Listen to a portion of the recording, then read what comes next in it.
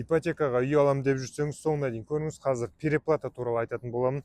2020 жыл мен 26 жылды салыстырған кезде үйдің бағасы мөлшерімен 2 есеге өскен. Әлі есімде 2020 жылы сол жағалаудан 20 миллионға 2 бөлмелі пәтер алған болатынбыз. Қазір сол пәтердің бағасы мөлшерімен 40 миллион теңгедей тұрады. Мысалы, сіз қазір 40 миллион теңгеге 2 бөлмелі үй алдыңыз делік. 15 жылға есептеген кезде пайызы ең жоғарғы ипотекамен санап көрсек, мысалы 22%-бен, переплатасы 100 миллион теңгедей болады. Үйдің бағасын толықтай банкке 100 миллион теңге қайтарып беретін боласыз мөлшермен.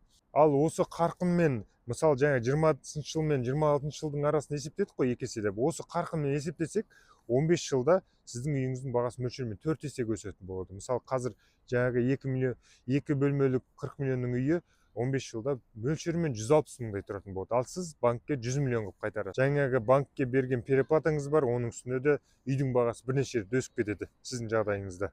Сондықтан ипотеканың қандай да бір түрімен үй алатын болсаңыз, қандай да бір пайызбен алатын болсаңыз, инфляция деңгейімен салыстырған кезде бәрібір сізге ұтымды болады. Әрине, мүмкіндік болып тұрса, төмен пайызбен ипотека рәсімдеуге тырысу керек, тиімді жағын қарастыру керек. Ал егер ондай жағдай болмай тұрған кезде, пайызы жоғарырақ ипотекалармен де үй ала берсеңіз, ұтылмайсыз деген сөз.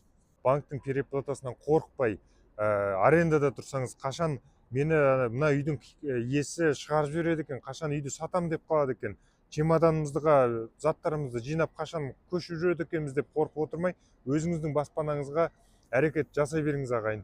Енді өз баспанама қалай қол жеткіземін, немесе қолымда жинақ бар, ары қарай қалай тиімді варианттармен аламын деген сұрақтар болса, ипотека бойынша консультацияға жазылсаңыз болады. Басты бетте номер көрсетілген.